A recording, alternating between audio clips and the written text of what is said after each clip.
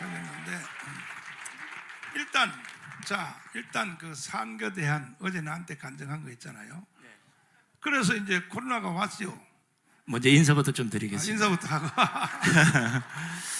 아이고, 이 사회 보려고 올라섰던 기분하고 지금은 사실 떨립니다. 그렇지, 맞아. 사실 삶과 죽음의 차이가 하루가 아닌 반나절 아닌 30분 내에도 결정이 될 수 있다는 거 체험을 했던 사람으로서 저를 이렇게 세워서 여기까지 인도하신 하나님께 먼저 감사를 드리고요. 사경을 헤매고 있을 때 어디선가 여러분들의 기도 소리와 여러분들의 응원 소리가 살아 돌아가야 되겠다는 그 엄청난 에너지로 제가 오늘 이 자리에 선 게 아닌가 하는, 그래서 이 자리를 빌어서 여러분들에게 감사를 드립니다. 고맙습니다. 그래서 내가 이제 코로나가 왔다는 말을 듣고 내가 전화를 했어요. 이제 교수님한테 전화를 했더니 음성 자체가 벌써 골로 가게 생겼어. 귀찮아 가락가락 그래서 내가 난리를 쳤어요. 빨리 병원으로 가고, 아니 병원에서 안 받았는데 하도 사람들이 환자가 많아서 빨리 일반 택시 타고 서울대 그 의과대학 그 서울대 병원으로 그냥 응급실로 몰고 들어가라고.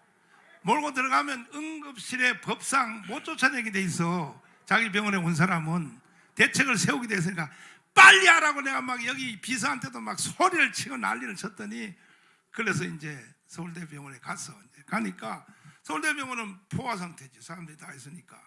그래서 응급 조치하고 인천병원으로 이제 다시 이송을 해서 살았는데, 완전히 이제 사실은 거의 이제 갔거든요. 거의 생명을 포기할 단계인데 이 영적 체험이 일어난 거야.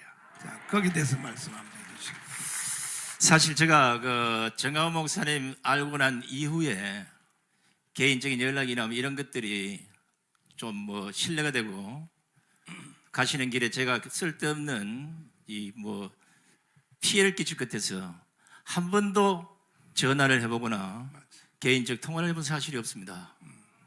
뭐 사람들이 친한데 뭐 충분히 할 수 있지 않겠나 이러는데 해본 적이 없어요. 제가 쓰러지고 사경을 헤맬 때 전화를 하셨다고 하더라고요. 나중에 들었어요. 그래서 저희 그 준피디 보고 빨리 차에 태워서 병원으로 가라. 전화도 안 하시지만 저도 안 했는데 어떻게 알고 전화를 하시고, 저는 뭐 전화를 받을 상황이고, 그래서 갔더니 서울대병원만 아니고 뭐 이 병원 저 병원 어디를 가도 엄합 병실이 없어서 중증 환자들은 들어갈 수 없는 상황이 됐습니다. 그래서 119를 타고 곳곳을 헤매다가 한나절 반을 119 차 안에서 왔다 갔다 하는, 뭐 제가 죄송합니다만은 생명이 끊어질 수도 있고 안 끊어질 수도 있는, 재수 없으면 황천길 가는 거고 재수 좋으면 살아나는 거고, 하나님이 구해주시면 분명히 살아날 것이고, 믿음이 약한 저에게 하나님이 버리신다면 결국 저도 세상을 가져갈 수밖에 없지 않겠느냐. 그리고 정신을 잃었습니다. 아무도 모르는 상황에 119 차가 어디로 간지도 모르고 깨워서 눈을 떠보니까, 우리 보통 이 TV 보면 엄합병실에 들어가면 이렇게 무슨 보조개 뒤집어 씌워가지고 들어가는데, 저는 뭐 혼자만 이렇게 태우는 이상한 데 태워가지고 병원을 갔습니다. 중증 환자는 보통 한 4명 정도가 한 방에 같이 있는데 저는 1인실로 올라갔고, 온몸에 숱한 바늘을 꽂고 산소호흡기를 꽂고 뭐 할 수 있는 조치는 다 한 것 같습니다. 그때까지만 해도 숨을 못 쉬어서 이상하게 날숨은 되는데 덜숨이 안 되는 거예요. 심장은 쪼그라들고 말을 할 수 없는 정도까지 이르렀고, 결국은 병실에 주사를 꼽은 채로 깊은 잠에 빠졌습니다. 잤는지 아니면 정신을 잃은 상태로 그 상태로 있었던지는 잘 모르겠습니다만은, 모르겠습니다. 앞으로 살아가면서 이런 체험을 또 할지는 모르겠지만, 제가 여기 계시는 분들에게 아마 제가 제일 믿음이 약한 사람으로 저는 저 스스로를 회개하고 있습니다. 아마 기분이 이랬어요. 미지근한 따뜻한 목욕탕에 발을 담그고 서서히 빠져들어가서 거기에 푹 젖어 들어가는 그런 느낌으로 꿈을 꾸듯이 시간이 한참 지났습니다. 꿈인지 현실인지 현몽인지 아니면 하나님이 가시는 길을 지금 보고 계시는지는 모르겠습니다만은 제가 어느 비탈진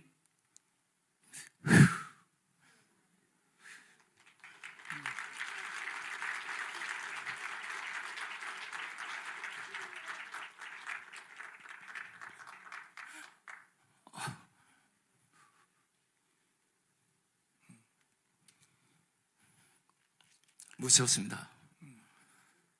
비따진 산길 밑을 혼자서 걸어가는데 저쪽 어디선가 누가 너무나 슬프게 옵니다.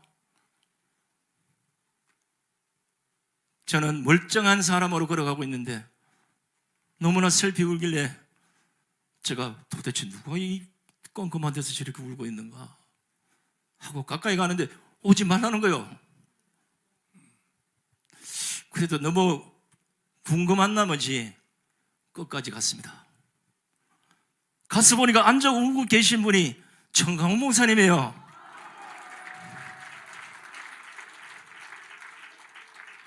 아픈 제가 아니라 멀쩡한 제가 울고 계신 목사님을 껴안고 왜 여기서 울고 계시냐고 이러시면 안 됩니다 목사님 이랬더니 아마 얼마나 울었길래 눈을 뜨고 보니까 한자복이 다치셨더라고요. 겁이 났습니다. 야, 이게 무슨 일인지 처음 경험해본 일이고 내가 방금 전에 황천길로 가다가 되돌아온 게 아닌가 맞죠. 이 생각을 하고 이게 여기서 도저히 못 살아날 수도 있겠구나. 아니 내가 이러면 안 되는데 강화문 광장 가서 아직도 목소리 지를 일이 수탁이 남아있는데 이거 아닌데 그래서 혼자서 솔직한 말로 해봤습니다. 다행히 목소리는 변하지 않았다는 거. 하나님께서 아직도 목소리는 써야 되겠다고 남겨두신 거고요. 근데 의사가 올라가서 폐가 너무나 많이 망가져서 아마 엄청난 시간을 병원에서 보내야 될 것 같습니다. 그래도 살아야 되겠다는 이 욕심, 내가 분명히 살아서 이 병원에 나가야 된다. 그 악을 쓰고 솔직히 뭐 그렇게 자주 해보던 기도는 아닙니다만은 간절히 하나님께 살려주십시오. 제발 살아 돌아가서 강화문에서 정강훈 목사님은 같이 이 대한민국을 구하겠다라고 좀 제발 좀 살려주십시오. 그런데 이상한 일이 또 벌어졌습니다.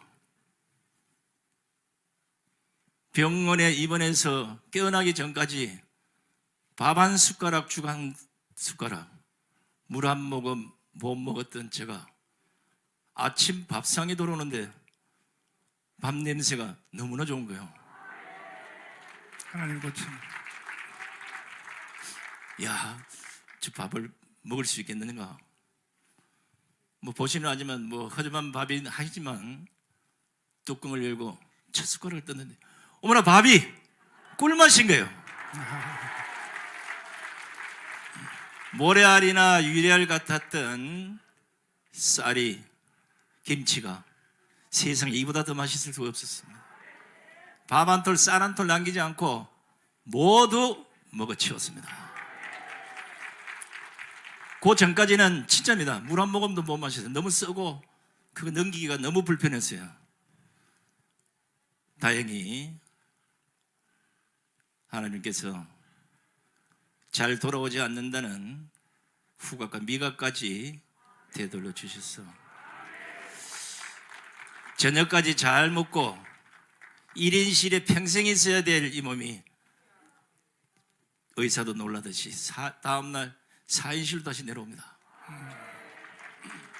의사가 아니 당신은 어떻게 무엇 때문에 그렇게 살려고 발버둥을 치는지 환자들 중에 처음 봤다는 거예요. 저는 기억이 없습니다. 그냥 누워서 어떻게 했는지 모르겠는데 의사 선생님 그랬어요. 제가 모두가 의사 선생님께서 진짜 극진히 치료해 주시고 이래서 나은 결과가 아니겠습니까? 이랬더니 당신이 살고자 하는 그것이 너무나 컸길래 아마 이런 빠른 치료 속도가 있지 않느냐 이렇게 말씀하시더라고요. 자, 여기까지 끝났으면 좋을 텐데 좀 이 얘기를 해야 되나 말아야 되나 하다가 고민도 많이 하고 겁도 났어요. 이런 얘기 또 잘못해서 또 뭐 이상한 뭐 저런 오해에 시달릴까. 그래서 제가 사실은 뭐 찬송가를 뭐 교회 와서 부르고 뭐 평소 이제 어쩌다가 이제 가끔 부르고 이러지만 병실에 누워서 찬송가를 부른다는 건 뭐 생각도 못 해봤습니다. 4인실로 내려와서 그날 저녁에 잠을 자고 진짜 편해졌어요. 일어났는데 옆에 계시는 그 분이 시각장애인인데 저보고 아침에 이러더라고요. 아니 무슨 찬송가를 얼마나 좋아하시면 누워 자면서도 찬송가를 부르십니까? 그러더라고요. 그래서 제가 무슨 찬송가를 불렀습니까? 그러니까 아니 찬송가를 계속 흥얼흥얼. 사실 이제 그 안에서 다 중환자들이니까 뭐 시끄럽고 이런 거 싫어하는 사람도 있을 수 있잖아요, 그죠? 저는 몰랐습니다. 근데 아침에 일어나니까 아닌가 다르게 밥을 먹을 때나 앉아 있을 때나 누워 있을 때나 어을 때마다 찬송가 280장 딱 그 찬송가만 계속 입에서 나오는 거예요. 전부 여지없어서 손 들고 옵니다.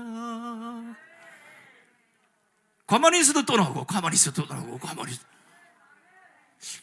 이건 또 무슨 그 찬송가가 또 나오려면 뭐 여러 개가 있는데 왜 280장만 이렇게 부르도록 하는가 고민을 했습니다.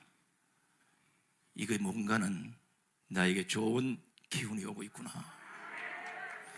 그래서 혹시나 겁이 나서 나에게 온 이 복이 하나님 주신 은혜가 갑자기 또 달아날 것 같은 이 두려움 때문에 목사님에게 문자를 보냈습니다. 제가 이런 일이 있었고 목사님과 껴안고 얼마나 울었는지 모르겠습니다. 보냈는데 목사님이 원래 저하고 통화를 잘 안 하시니까 문자를 안 보셨나 봐요. 어제 말씀하니까 이제 그때서 이제 그러냐고 하더라고요.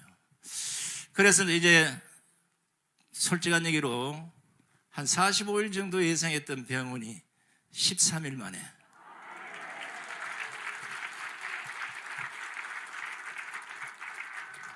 퇴원을 하게 됐는데 선물이 하나 또 있었습니다. 제가 크리스마스 이브나 크리스마스 때나 아니면 연말이라도 다시 내가 있던 곳으로 돌아가서 같이 찬송가 부르게 되면 얼마나 좋겠냐. 누구 말 따나 이제 아팠다가 조금 나으니까 별 생각을 다 한다고. 근데 그런 생각을 하고 있는데 하루인가 이틀인가 지났는데 의사 선생님이 오시더니 신기할 정도로 회복 속도가 상당히 빠르십니다. 그래서 제가 도저히 안 돼서 너 알아 그 이제 목사님 설교하는 거 그 안에서 뭐 TV가 없으니까 이제 난 못 듣게 이어폰 끼고 목사님 설교를 쭉 듣고 있는데 사실 제가 그 눈물을 잘 안 흘리는데 문재인 죽기 전까지는 제가 절대 안 울겠다고 약속을 했는데 모르겠습니다. 뜨거운 눈물이 그렇게 계속 흘리면서 제가 정광 목사님을 다시 생각하게 됐습니다. 제가 정광 목사님 처음 뵙기 이전에 저도 똑같이 욕이나 하는 그리고 뭐 그냥 들리는 이런 낭설처럼 그런 분의 정광 목사님으로 생각을 했고 그 후에 만났어도 열심히 우리 김학성 교수님이 아마 그 비슷한 말씀하신 것 같은데 정광 목사님에게 진실을 알아봐야 되겠다는 이 기자적 속성이 있어요. 그래서 쭉 지켜본 결과 그리고 이번에 고통을 당해본 결과, 그리고 또 그 이후 설교를 이제 듣고 난 이후에 제 판단이 맞았다는 결론에 이르렀습니다. 가장 먼저 나라 사랑하는 애국심이 누구보다도 완벽하시고 출중하시고, 우리가 예수한국 복음 통일, 다른 사람들은 어떻게 할지 잘 모르겠지만 그날이 오면 대한민국은 분명히 우리가 생각하는 그런 나라가 될 것이라는 걸 확신했었습니다. 무엇보다가 오늘 또 설교 중에 그 말씀을 또 하시던데, 제가 정원 목사님 가장 믿었던 건 하나였습니다. 나라를 잃고 나서 그 나라를 찾겠다고 독립수산이 뭐니 목숨 버려갈 그런 시간이면 차라리 나라를 빼앗기지 않도록 지금 노력해서 나라를 찾아야 되지 않겠느냐. 그런데 오늘 이스라엘에, 아까 바벨론에 우리 노래도 들었습니다만, 그렇게 70년 세월을 그렇게 고통받고 다시 되도록 안 들고 하겠습니까? 있는 나라 제대로 지키는 게 맞다. 오늘 이제 이 설교를 들으면서, 그래, 판단을 잘했구나. 내가 아무도 이렇게 아는 사람이 별로 없는 어떤 다른 교회 가서 혼자 울고 기도한들, 물론 거기다 장소나 관계 없다고는 좀 봐요. 그런데 나라 사랑하는 애국심이 출중한 성도들과 한껏 기운을 같이 하고 그걸 앞서 이끌고 가시는 지도자 우리 정가원 목사님을 우리가 뒤에서 똑같은 생각으로 밀고 간다면 분명히 대한민국은 본래의 모습으로 돌아가리라 확신합니다.